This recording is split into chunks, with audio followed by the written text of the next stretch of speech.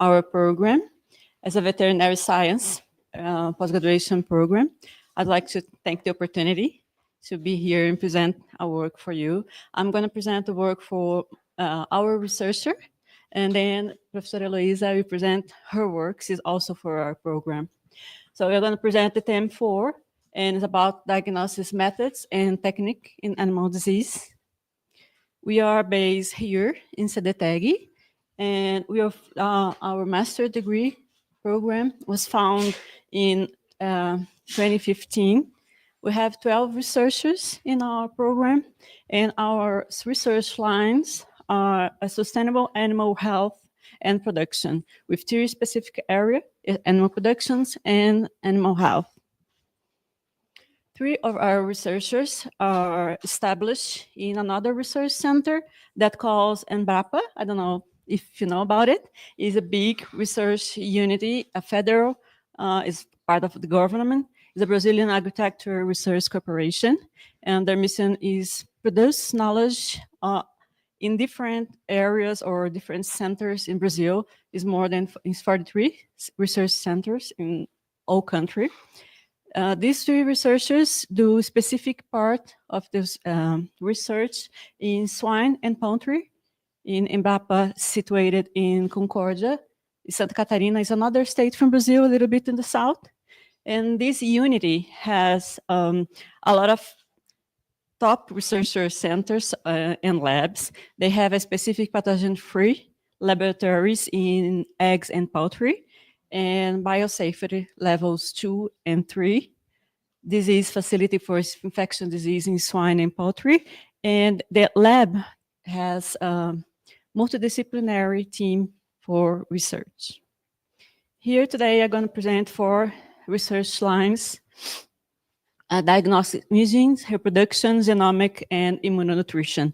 I'm going to talk about these 3, and Dr. Eloisa is going to talk about the last one, the immunonutrition. This is my line. I don't know if I introduced myself. I'm sorry, I'm a little nervous. My name is Eliane. And this is my one of my research line. My research field is more animal surgery, oncology, and brachycephalic airway obstruction airway syndrome. About this team specifically, that is diagnosis, I work with biomarkers, memory tumors, and also colorimetric lymphography and indirect lymphography that I'm talking about now. The colorimetric lymphography is a very usual type of marker from lymph nodes. It's early detection of metastatic lymph nodes. We use pattern blue V for detection, so we color the tumor, we introduce the ink in the tumor, and they migrate, this colorimetric method migrate for the lymph node, and we're able during surgery to resect, identify, resect, and take this lymph node with early metastasis that we can identify for other methods. The problem is, in this method, we only see superficial lymph nodes, so we are studying this other method that we use indirect lymphography with this product that's called UNICENTRO that you can see during radiograph. So we administrate in the tumor, that is here, the memory tumor, these images. We administrate in the tumor, and these marker migrate for lymph nodes, and you can see not only superficial lymph nodes, but also more deep lymph nodes, these axillary lymph nodes and inguinal lymph nodes. So this improves the method, and you can remove deeper lymph node easier. The problem is that UNICENTRO you can see during surgery. So our perspective for the future use the 2 methods, the UNICENTRO for indirect lymphography and also a lymph node ultrasound guide placement of anchor wire with pattern blue. So you can introduce this color, this ink, inside the lymph node, deeper places, so this improves the way that I can see this lymph node and take it off. Another research area is Dr. Carla Fredriksen Moya. She works with animal reproduction, and her research topics are biotechnology of reproduction and physical pathology of reproduction.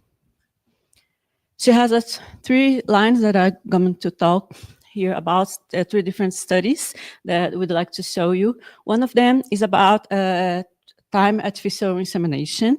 She's using injectable progesterone for a substitute of intravaginal use of progesterone to stimulate the animals to cycle, and you'll be able to do the insemination. This is particularly important for beef cattle because they don't have the index, a good index, or they don't respond to progesterone as easy as daily cattle. So she has a good results with that. This type of injectable progesterone are being used in small ruminants as well, like sheep and goats. And this is improving for this goes to ovulate because they have an off-season ovulation or off-season induced cycling. So this progesterone injection is improving that. And associated with that, they are doing other studies with insemination. Despite this line with injectable progesterone, she is monitoring gestation in sows. She has established patterns for starting the cycles and the gestation in the sows that they are not available in the moment. The other line that she's working on is the cryopreservation of ovine, small ruminants, ovine and caprine semen.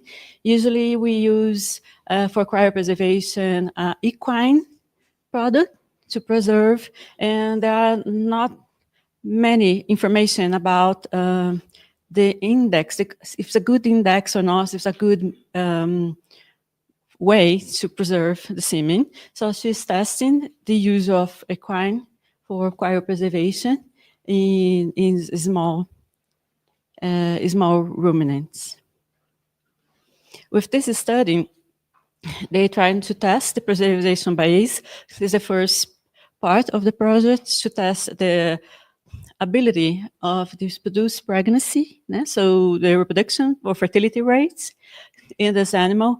And after this part of the project, so a perspective of the study, if it's proved to be a nice way of cryopreservation, they try to change the way of do the insemination in this animal, specifically in goat, no, in sheep, specifically in sheep, because they have to introduce the semen inside the uterus in this species, and is painful and needs specific equipment like laparoscopy. So she's trying to change the way of doing the insemination, introducing the semen in the vaginal canal and not in the uterus. So it will be cheaper, easier, and better for the animals to be more sustainable.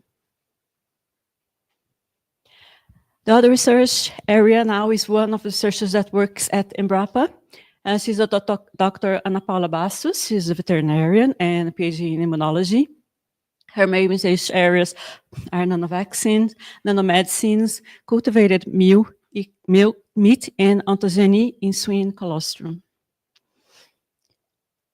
She is a very productive researcher, and in nanovaccine area, she has a lot of papers about this area, and she's working on a polyvalent virosomal vaccine against Newcastle disease, and other nanovaccine against different diseases in avians like influenza. Another area of this researcher is another medicine.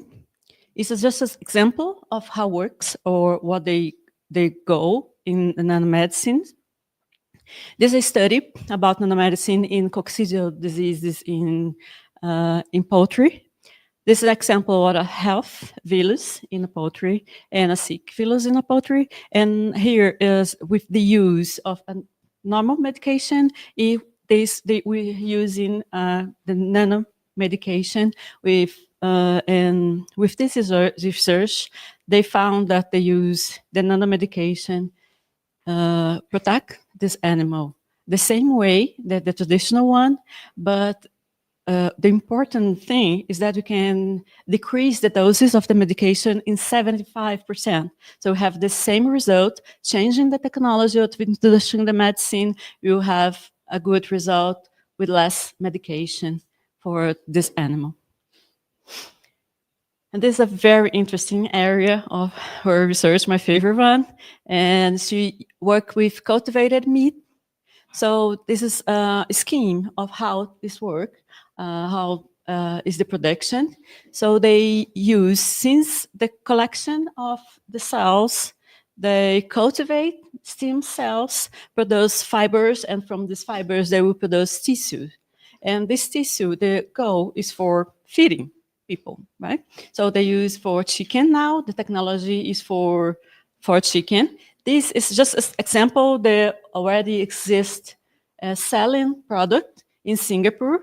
So it's from this company, Eat Just from Singapore. They already sell this kind of product for population.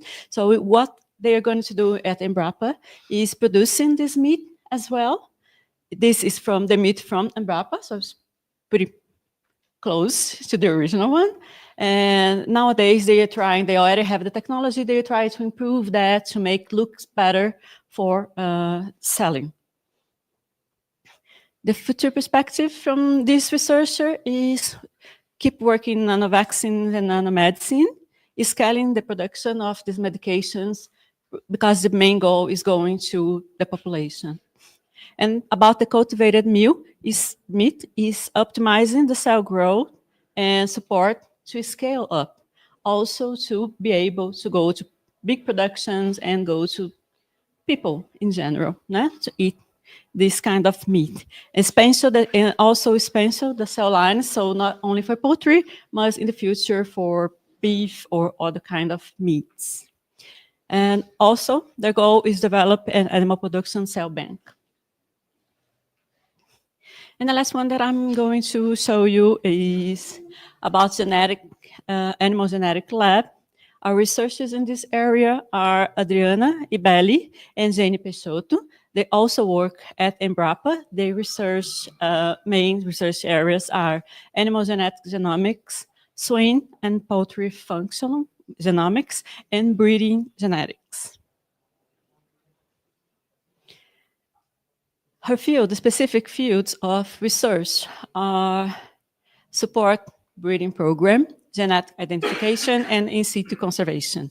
This first one is a method of better develop of species. So they change genetically these animals, these species, to be able them to be a better production way for to improve this production rate. The gene identification is another line of genetic modification. Here the goal is the modification of genetic animals to avoid them to have diseases. So they identify the diseases, the genes with the diseases, and they change it. Then these production animals are healthier and more productive.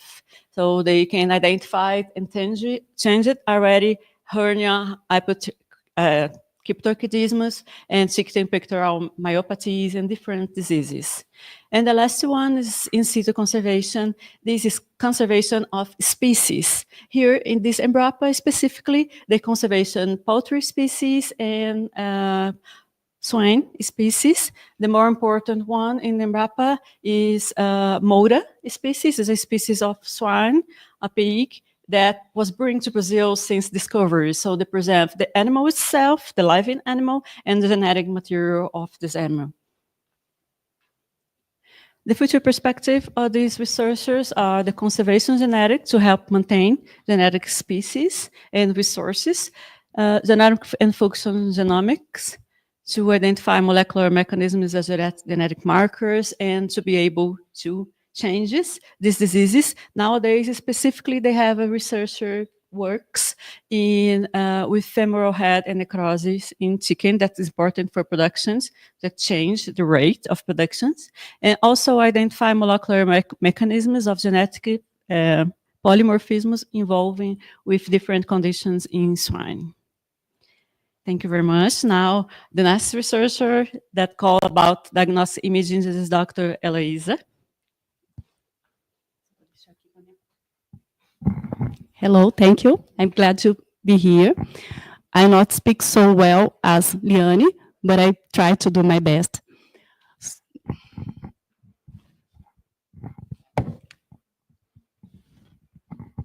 My name is Eloisa. I'm veterinarian. I am professor of bovine and clinical immunology at university here in Paraná, UNICENTro. And my research area is bovine immunonutrients as list and herbal medicine. Our research is about the changes in the farm systems. The cattle farm system has some changes. It leads to immunosuppression and some diseases. But the immunonutrients can mitigate these issues. We saw this in a previous studies in feedlot steers, in dairy cows in the middle of stage of lactation and at transition periods, and even in a calves. But the immunonutrients can be helped in this way. And another question is if the immunonutrients can improve the health of the bovine respiratory tract. We use the intranasal BRD, bovine respiratory disease vaccines. That vaccines contain attenuated virus, but these vaccines can do some side effects in healthy calves. We saw this based in irritation of nasopharynx.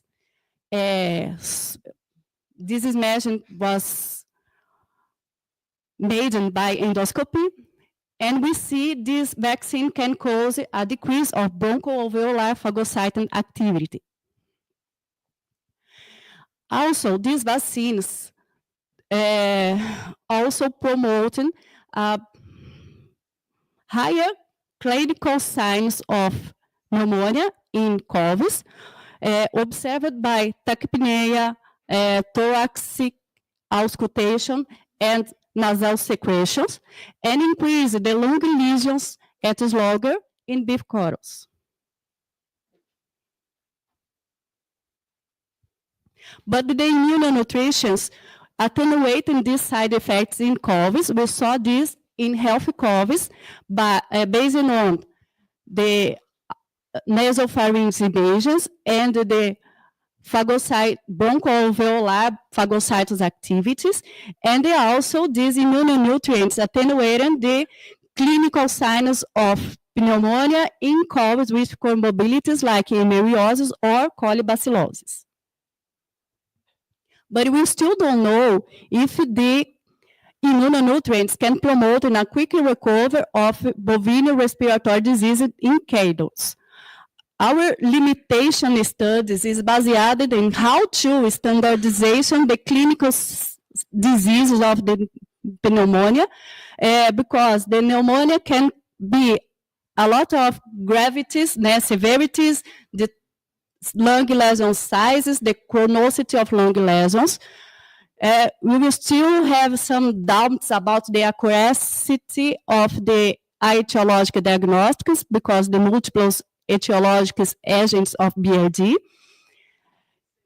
And you have some limitations about how to identify the pneumonia in animals, because the exams images to do this diagnosis, ultrasound and bronchoscopy, may be limited by the size of the animals. So to a steers or a calves may be difficult to do this diagnosis. So I'm glad to be here. You can do any ask for me. I hope you have some partners in the future. Thank you so much.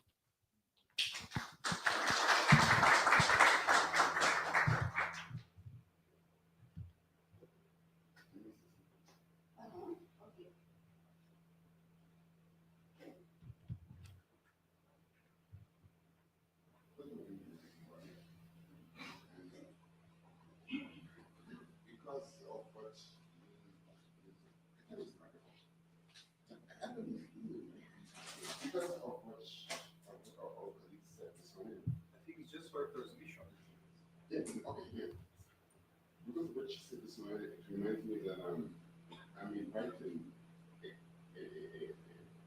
Dr. Sebastian Luzinski. He's coming to our university in May. So I'm inviting you guys to be there with us. Stephen Luzinski is worldwide, is world recognized for his work with toxic diagnostic routine. He will be in Brazil with us during 1 week. And we will be having. I did the ultrasound in Brazil last year. So he will be here with us and we will do a course. Okay. Just so you feel free to be there with us. It will be in May, 1 week of Sebastian. So it's a collaboration. It's a collaboration with an international scientist who's well known in this field. And then I have one question for you. No,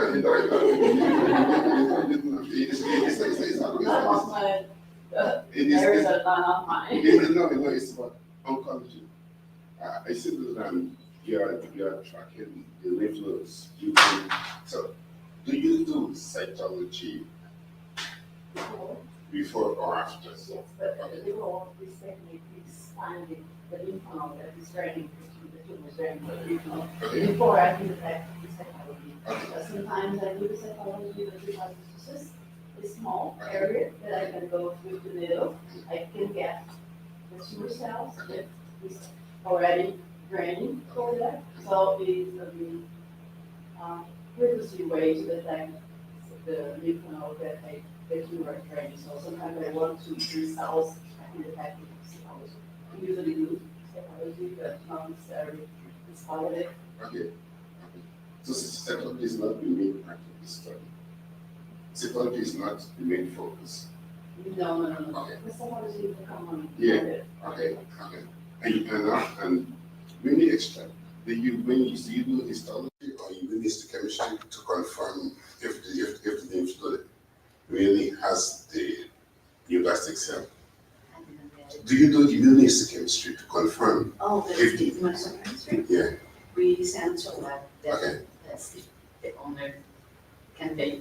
Okay. But then, That's expensive. okay. But then there is room for collaboration. During the research, Yeah. what we do is histopathology Okay. first. Okay. If we don't know the type of tumor, then we work on the immunohistochemistry. Okay. Not to check, I was just thinking. But thanks for your presentation. Okay, thank you. May I ask what is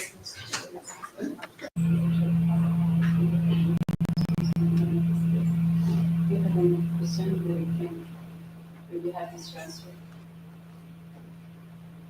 If you wanna, was your presentation? Okay. Yeah. Well, I have a couple of questions, but maybe I can talk to you later. First, I will have questions. What I have right here is that do you have an adapter to connect?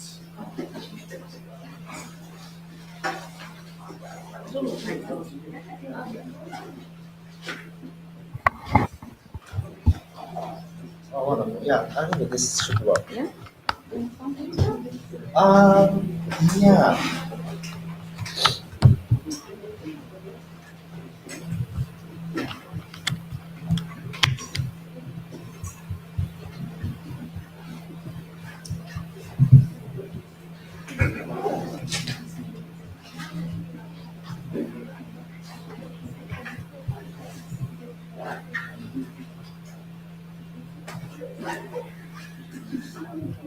It's a little bit apart, but it's working.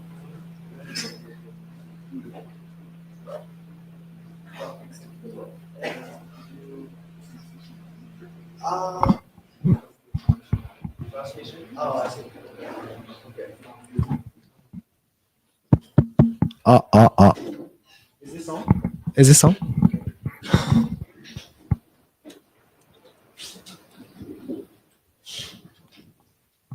Okay. Okay. So thank you for everybody giving me this opportunity to talk about our recent progress on research, as well as today I want to share the issues currently going around animal productions. Okay. So this is, brief my CV, but I already submit my CV. But I want to, mention particularly right here is that I start with my career, which embryologist working for human fertility, and then moved to United States, taking a postdoctoral position. It's like 7 years, and then back to University of Tsukuba. So I have diverse research background. Today, I'm going to just pick up a couple of the research as example. So before talking about research part, I would like just to introduce where we came from. University Tsukuba, that actually established 1973, a young university. I think one of the youngest university in Japan as national university. Located in the Tsukuba Science City, yeah, this name is weird because we use this name particularly because this city contained several different institutes working with different level. So we have easy, to get a collaborative project. And we are top 10 university in Japan. And one of the unique feature we have in university is, we actually have an educational collaboration with various research institutes that stay in the Tsukuba Science City, taking several faculties from National Institute as adjunct professor to give educations for students. This is very unique system. I don't see this system in other universities in Japan. So we can do broad and multidisciplinary research in our university. Okay, I just want to introduce about where I am affiliated with. That is University Animal Farm. Here you can see, air photo taking Tsukuba Science Cities, and this green shows, the University of Tsukuba campus. And right here in the orange shows this is where I am affiliated, farm, the park.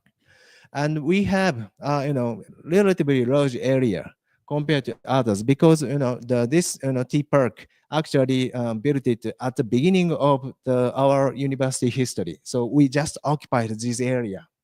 Yeah, we had very good advantage at that moment. And our group raised several different types of livestock, such as cattle and poultry, and we also have the field to produce crop for animal feed. And we also serve educational activities to the students with different levels. Oops. Yeah, not only practical course, I'm giving experimental course with molecular research. Okay. All right. So today I'm just want to talk about 3 points. Starting with this. Here you can see, animal commodities. This picture is a couple of days ago. I asked my student to take a photo of the animal commodity came from Brazil, and they visited the grocery store they like, and found a lot of animal commodity. I got a bunch of photo, but I just pick up 2. This says mixture of the meat, beef and pork, and in fact, the beef came from United States and Australia, and the part of the pork is a mixture of the one from Canada and Brazil. Yeah, this. And this is 100% poultry meat. It's look like very tasty, and our our students always get help to buy these stuff. So I would like to express my sincere thanks for everybody in Brazil to help hungry students. Okay, I just want to highlight broiler meat production and import in Japan. Here you can see in a stat from 2012 and 2021. What you can see here is that domestic is a most part of poultry meat we have in Japan. But import, shown in yellow and blue. Actually, 26% of the poultry meat marketed in Japan is import. And of the import, 72% of the poultry meat just from Brazil. Yes, this is amazing. 72% is huge, percentage. So yeah, this is something other colleague coming from Japan just address. We have very good relationship with Brazil. Oops. Okay, but there is some concerns in poultry production. What it is genomic improvement. Here you can see breast conversion rate, and this mean breast conversion. Actually, when you need to get 1 gram breast, you just need to less amount of the feed, which means efficiency or growing is getting better. Yeah, and same things. Yeah, 57 postnatal 56 days.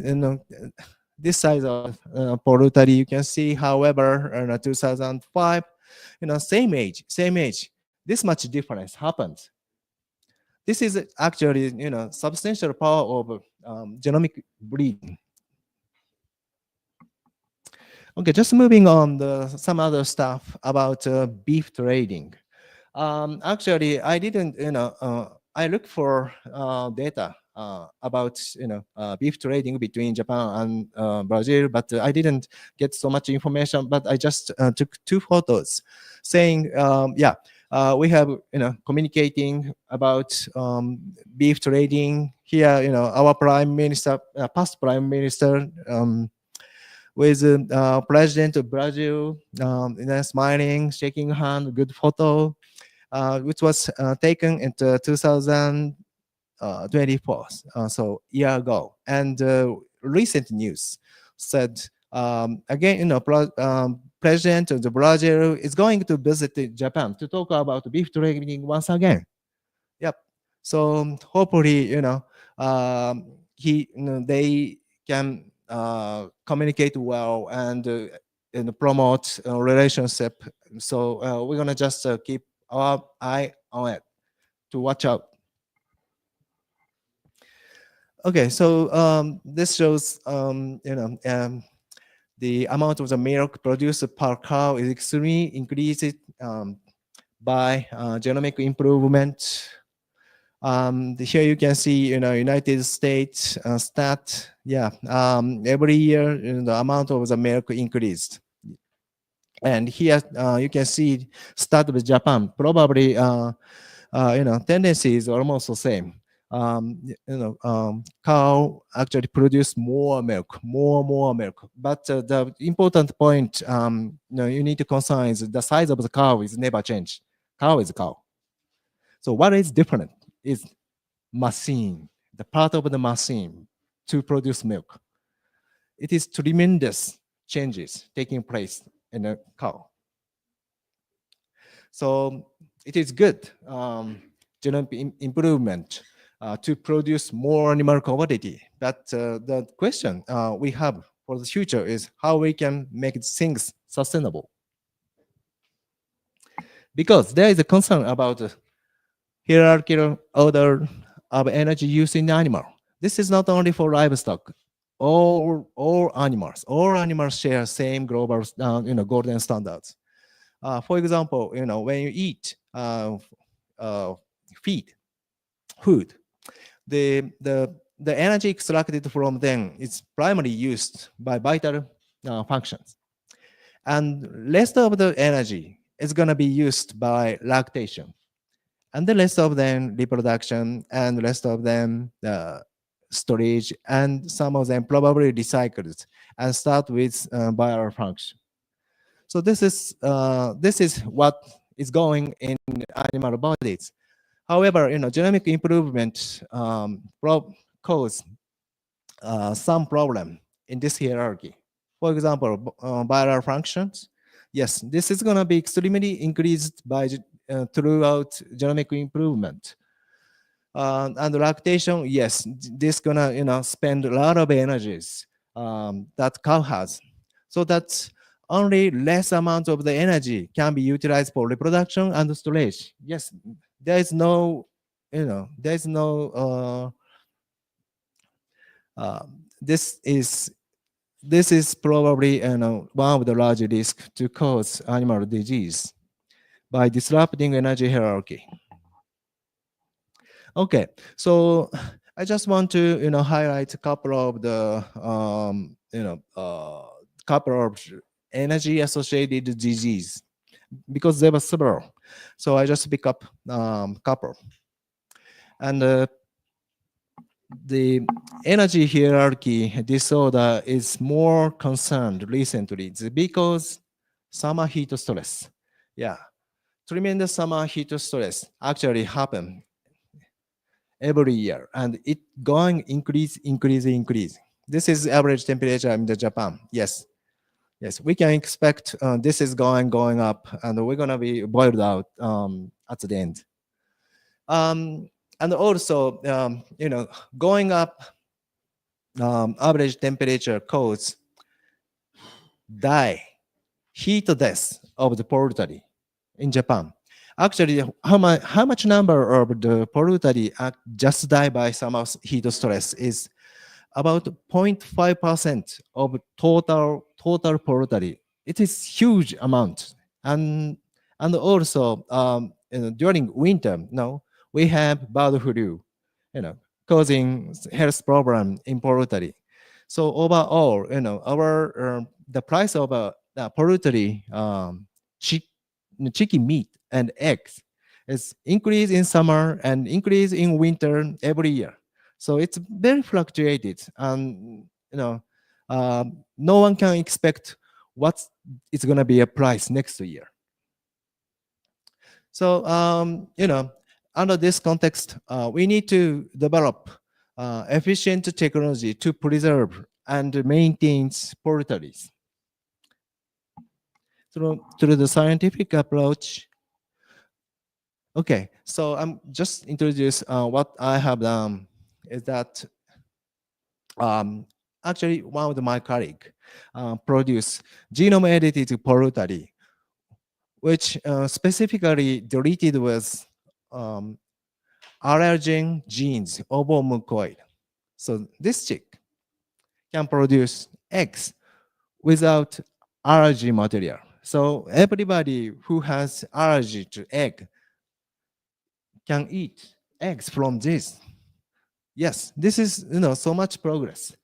And also recently, I have performed some experiments demonstrating that chicken egg usually eggshell is required for them to develop by the time they hatch. However, we removed all the shell and wrap the egg yolk with transparent wrap like that, and just incubate and machine and see how it goes. Then we could get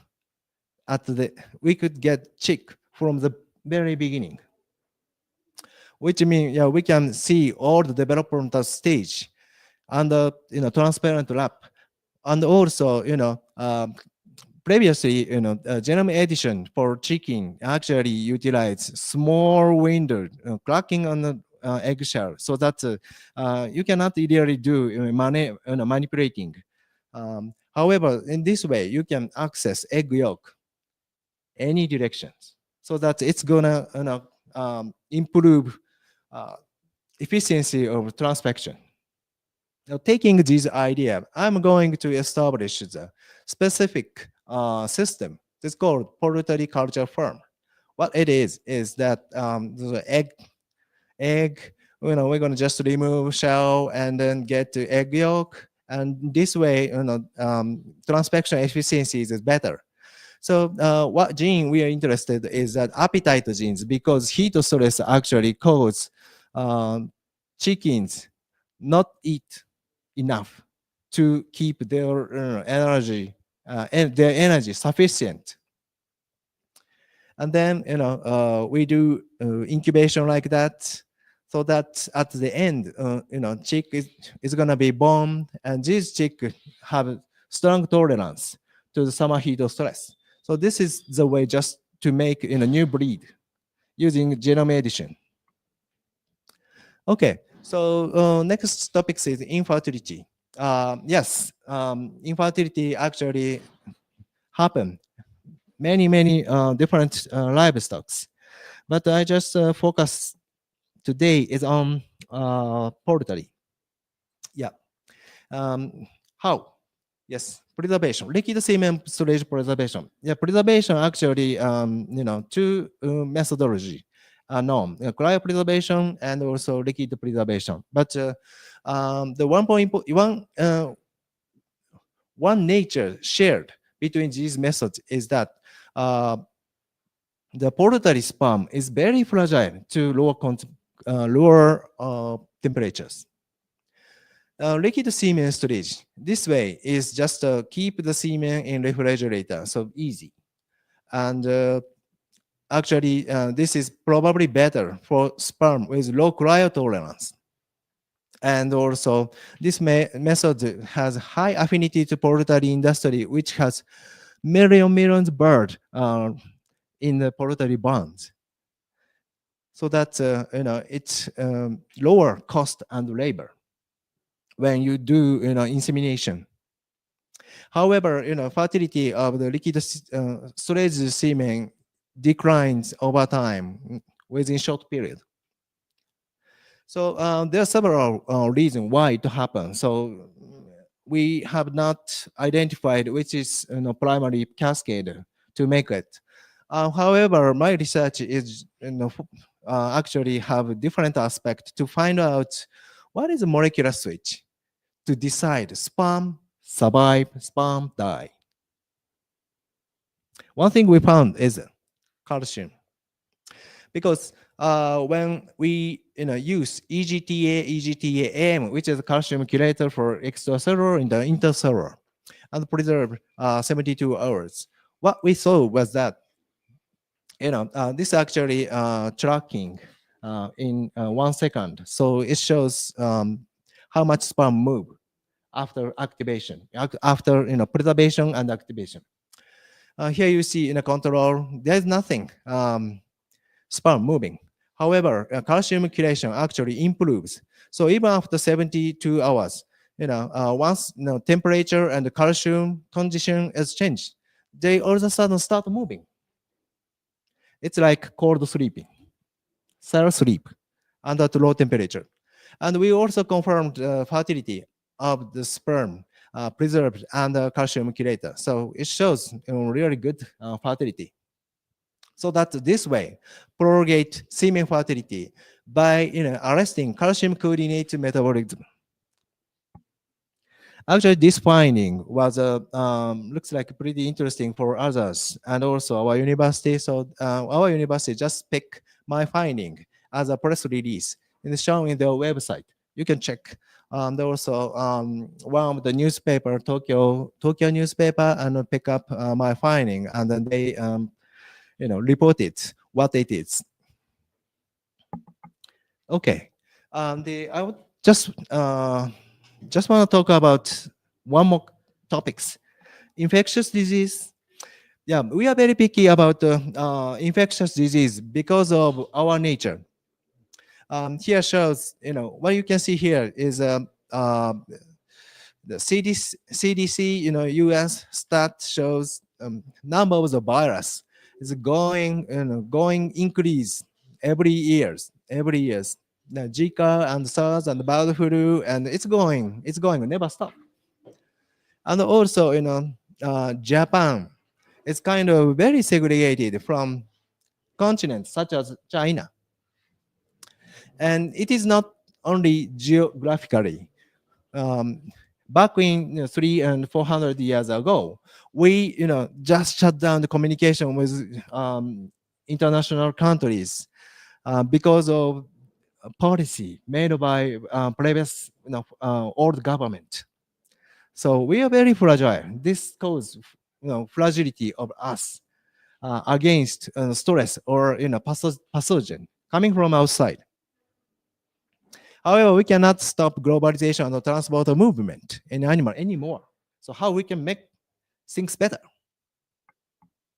So our government thinking too much, and every once in a while, they make new law against livestock infectious disease in Japan, which is called standards for rearing hygiene management for every different livestock. And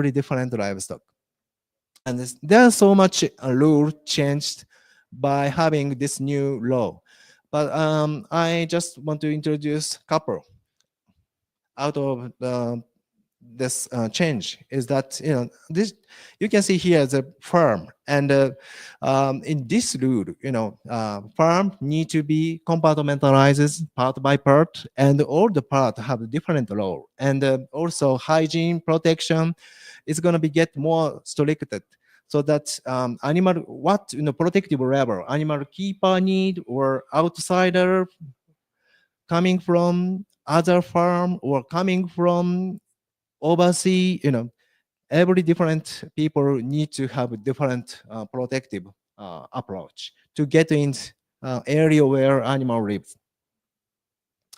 And all livestock keeper requires to commit this standard. Otherwise, if incidents that happen, penalty such as fine or loss of reduction and compensations so that every animal keeper in Japan have the insurance made by livestock association. However, if farmer did not follow this standard, penalty is going to be given to them. So this is first law to give penalty to animal keeper. Okay. This is summary what I talk today, and here's the last slide, acknowledgement. My lab is right here. Hopefully you can see my lab. Okay. Thank you very much for your attention.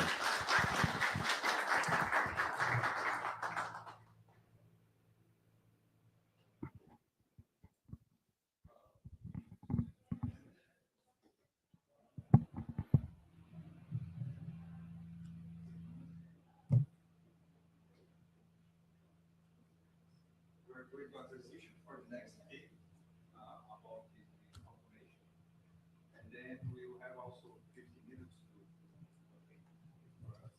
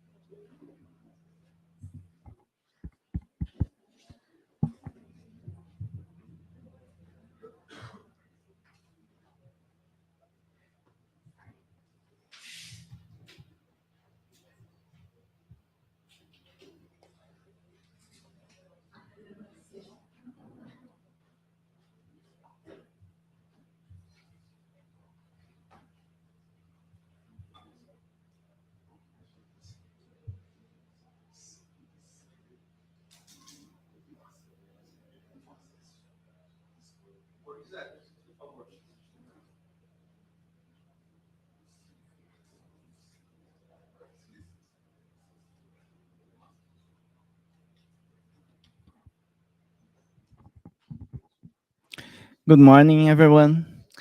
My name is Richard. I will be talking about automation of agricultural process. This presentation was also done by Carolina Paulo Almeida from the Computer Science Department, Leandro Rampin from the Agronomy Department, and by me.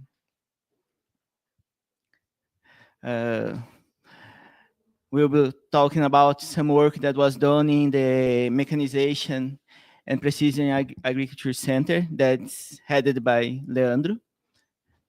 Here we have some of our experimental areas of research, basically soil. I will try to be very brief.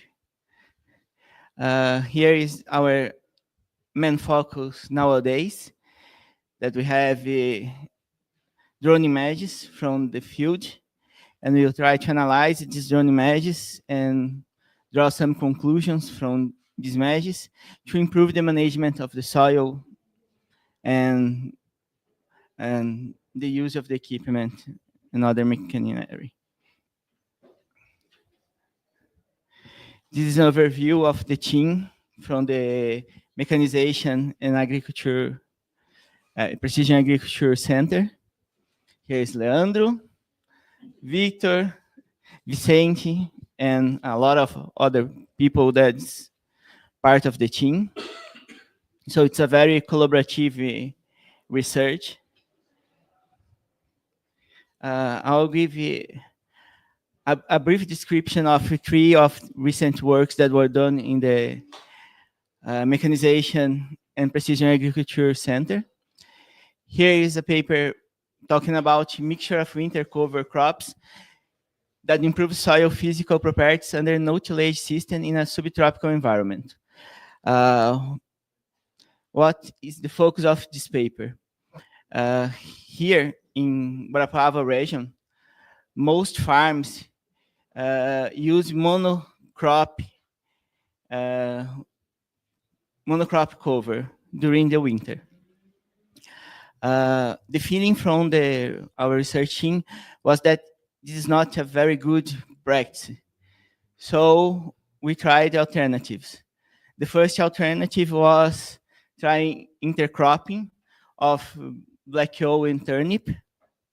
It improved some aspects of the base process that was used by the farms at the time.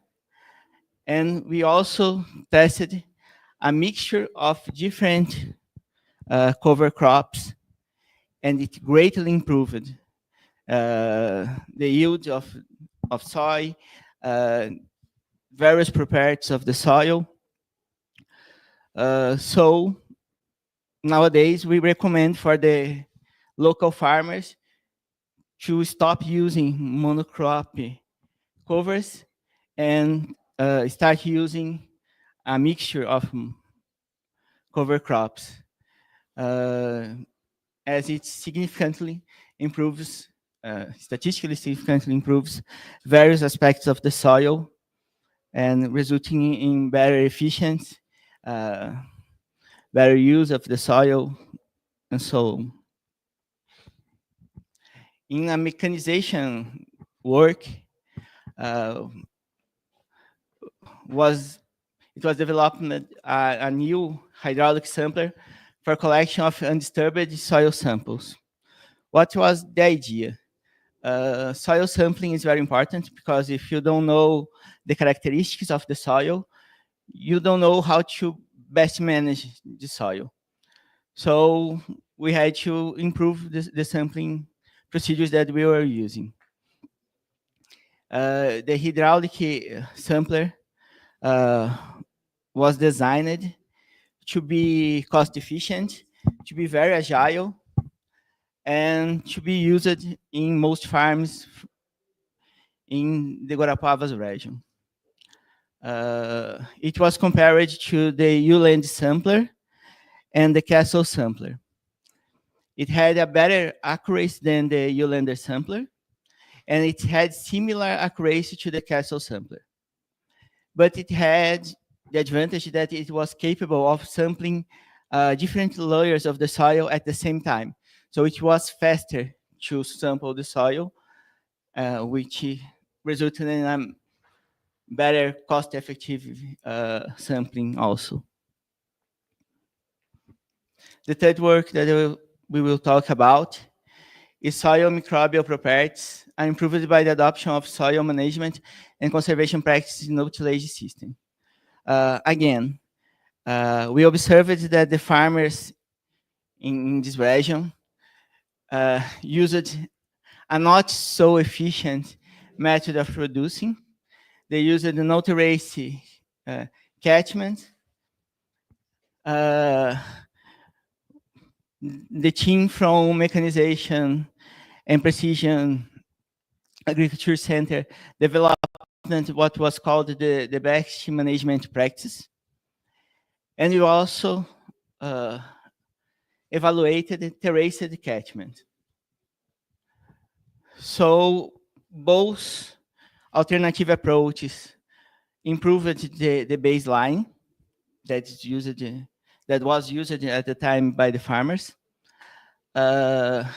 Particularly, the best management practices improved all the analyzed aspects. So it was a great improvement. And an interesting aspect of this work that the best management practice is basically all the farmers had all that was necessary to improve their management. It was just a cultural shift.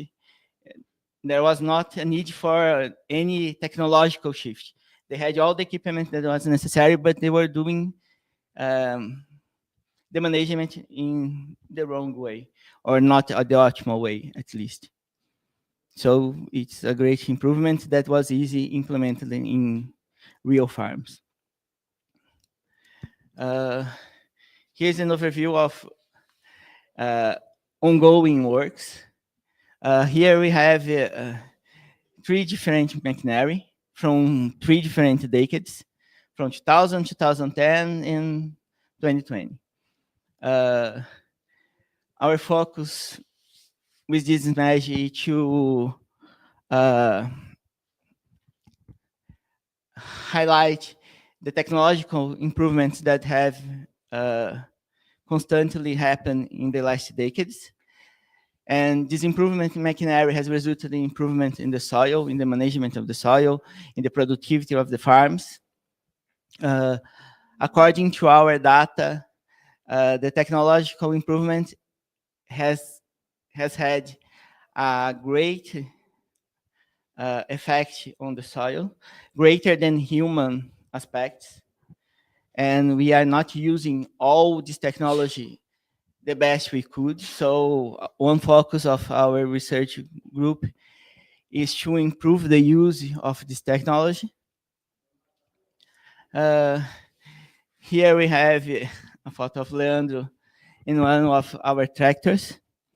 And all these tractors now have real-time data that can be processed in real time to improve the management. We are focusing on using this data in better ways than we are using nowadays. It's a future research focus. Here we have a simulation of the traffic of tractors in the field. Why this is important? Because some of the best management practices that were proposed in this work is based on changing the traffic from the tractors and changing the traffic improved the soil. We also have a new course called Big Data in Agribusiness. It's a very recent. This year is the 2nd year of this undergraduate course. The focus of this course is implementing data science to promote efficient, specialized, profitable, and environmentally viable agriculture. So we have the machinery. Now we are trying to have the software, the knowledge, the artificial intelligence techniques, and so on, to use this data from the machinery the best we can. So we have sensors in the crop. We have software that collects this data, the data from the sensors. We create data lakes and other kind of data storage. Use this data, process this data using statistical techniques, computer science techniques, and nowadays artificial intelligence to generate knowledge from this data, to better take decisions from this data, and we use this knowledge to put in action in the field. So here is the same concepts, but from a most agriculture perspective.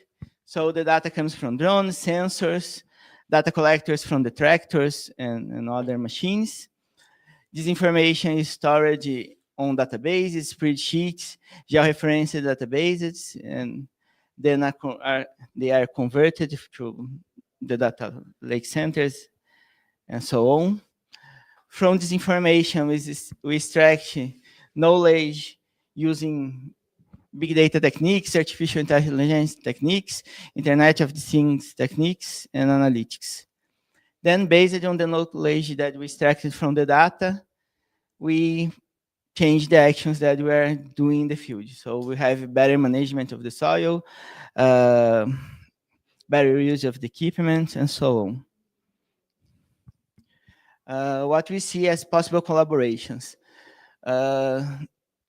New techniques, protocols, methods for the efficiency of optimized use of machinery and management of the soil. We are very interested in this. Use of artificial intelligence for image processing and the analysis of the data from the machines. We are generating a vast amount of data.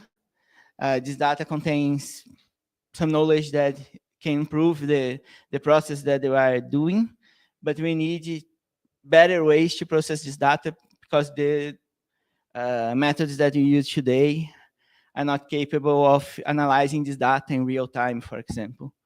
And so we need better techniques. Thank you all.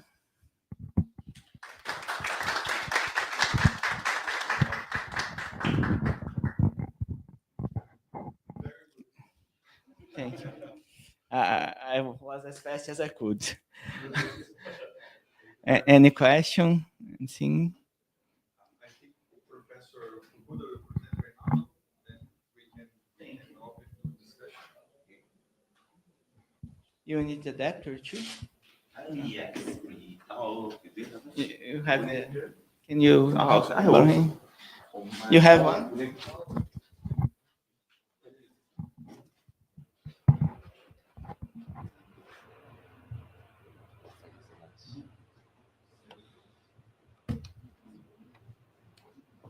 Yes, please.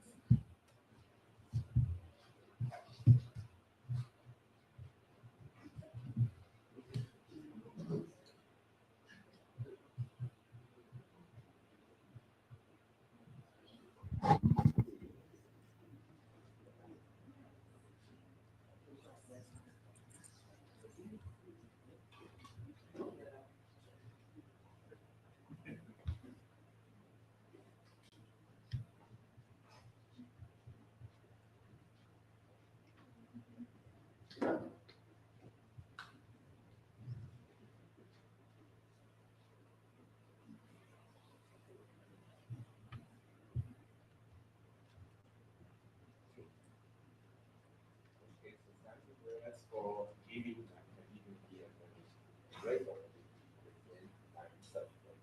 Let's start starting my presentation. I'd like to introduce our students.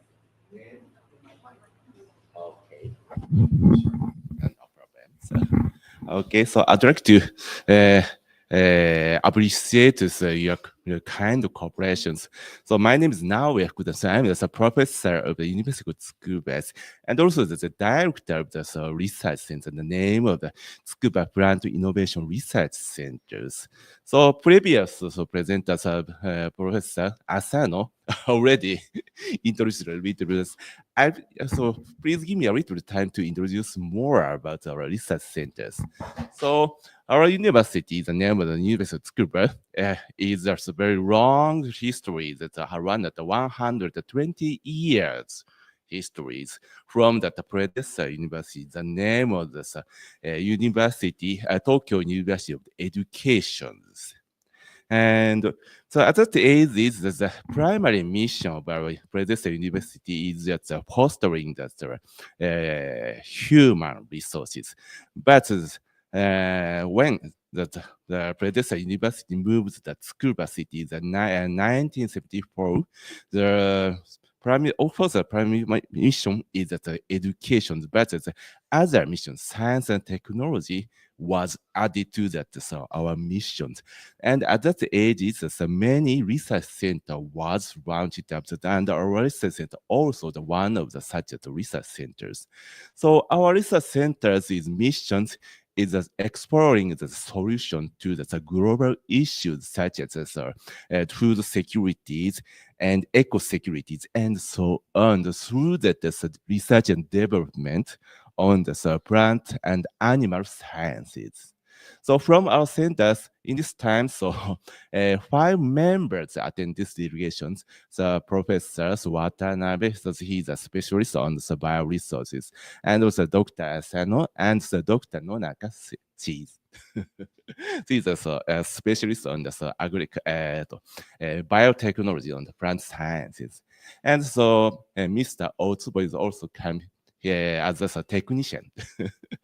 Okay, so our mission is, as I said, that the mission is to explain solution to global challenges such as food security and so on.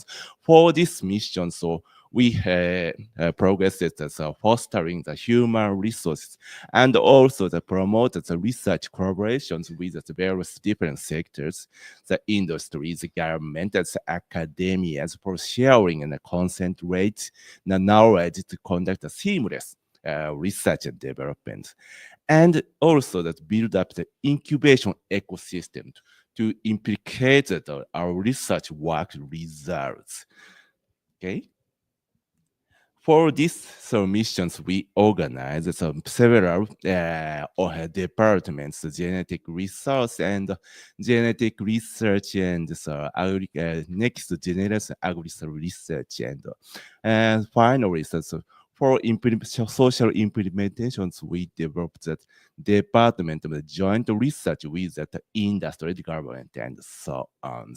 So by these systems, we launch and so it introduced some different types of technology and succeeded at some results. For example, that we released that new cultivars based on the genome editing technologies.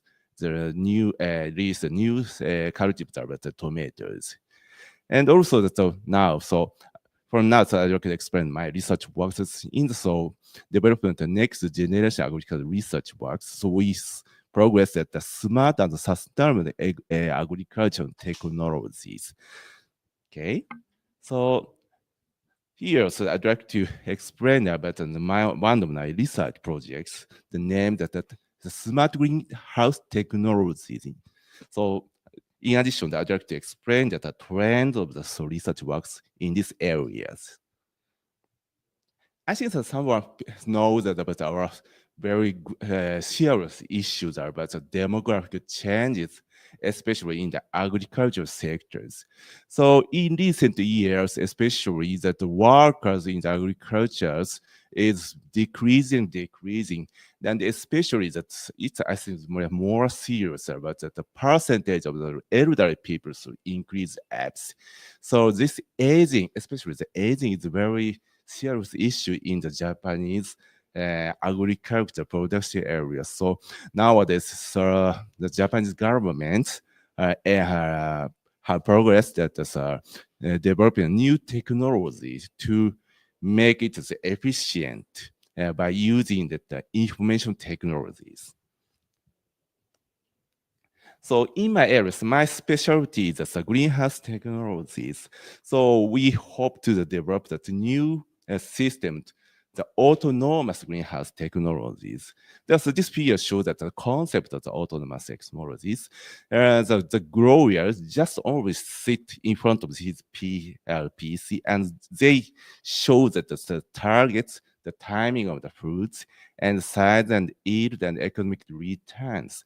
The crop growth controller, the climate controller, this is the computers order to the robot inside the greenhouse, how to operate the crop management. And finally, there's the or inside the greenhouses autonomously controlled by using the computers. But for realizing these systems, there are three important factors we will require: the sensing and autonomous data analysis and robotics. But so there are still remainders of various issues about each factors. Sensing the detections is very important for realizing that autonomous greenhouses. So this is a very classical sensors. But nowadays we can use many electrical sensors such as solar radiations, air temperature, humidities, and CO2, and so on. But such sensors only detect the environment factors. So for realizing that real autonomous greenhouse technology, I think we need that physiological sensors. So physiological meaning the physiological status of the plant bodies, but it's so difficult. For example, my colleagues, Professor Takayama, have tried to develop new sensoring systems to detect the photosynthesis directly from the plant growths, plant canopies. And also, I have tried to detect the plant canopy structures. So how do they grow and situation of these. So by using this image analyzing. So this is a result of my projects. So finally, we detected, succeeded to detect the plant situations and structures using the video image analysis system. So this is a kind of the objective analyzing models, SSD 300. So they detected the position of the growth point and focusing and zooming, and finally, we succeeded to evaluate that the situations, it's normal and abnormal, or this is a physiological disorder or not. And also, we use this imaging system to evaluate the quantitative data. So leaf area index is one of those important index to how do they grow inside the greenhouses. So it shows that the leaf area densities inside the plant canopies. And so by using these data, we can manage it efficiently. So by using the machine learning models, the unit 10, we succeeded to segmentate and isolate the leaf areas. And also, we finally succeeded to calculate based on the leaf area images to the data.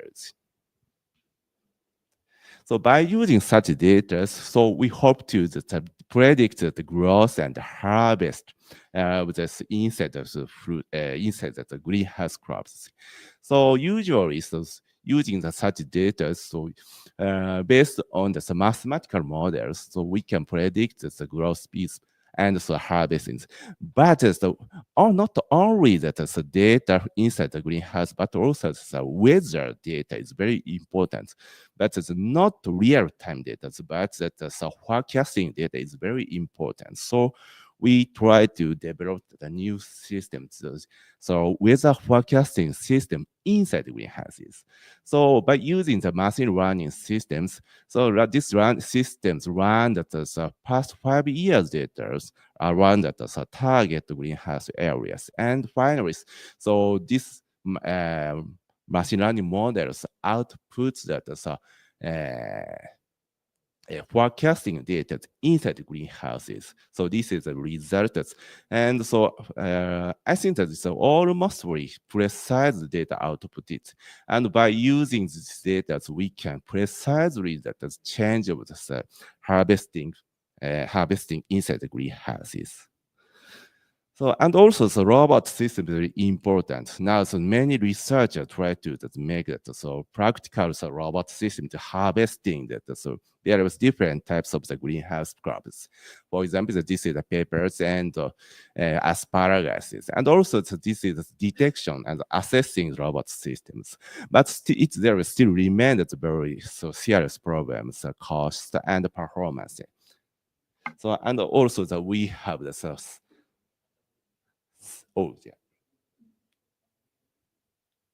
the same project to develop the autonomous harvesting system of the tomatoes. So these robots can detect the mature tomato and automatically catch and release this buckets here. But as you see here, so the speed is not enough. So now, so they're going to the speed up the movement of these arms. But I think it will a little bit of time. So maybe I think it make use of this automatic hub system around the 2030s. Okay. So this is the final slide. So this is the image of my autonomous greenhouse systems.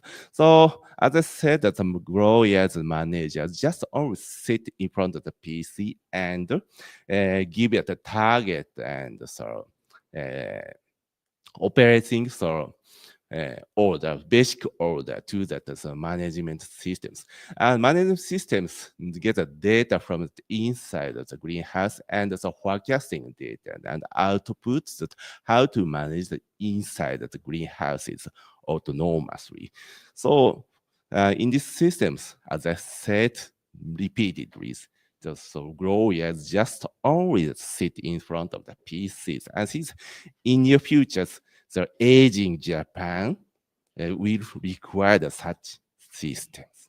Thank you very much for your attention.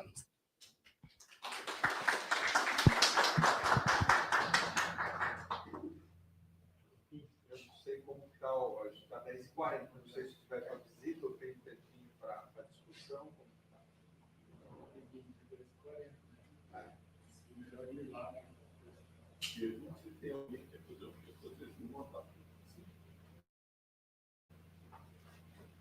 You have time for one question.